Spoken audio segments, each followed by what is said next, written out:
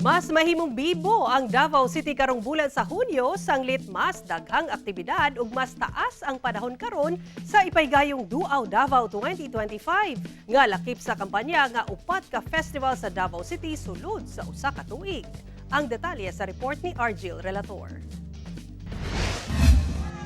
Kung sa miaging tuig, 10 days lang ang Duaw Davao. Karong tuiga, mas taas nga panahon ang selebrasyon, gikan June 5 hangtod June 29.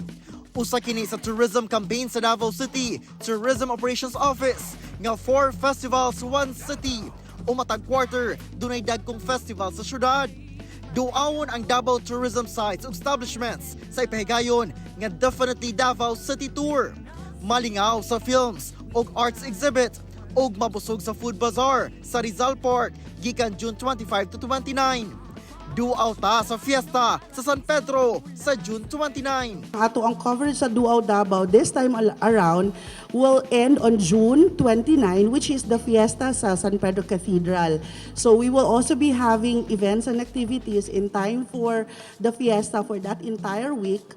Duaw ta sa music and colors. Agig pakiduyog sa LGBTQIA+ community sa Pride Month.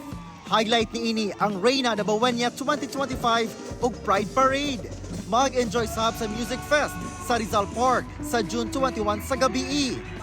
Ug ang lifestyle and leisure.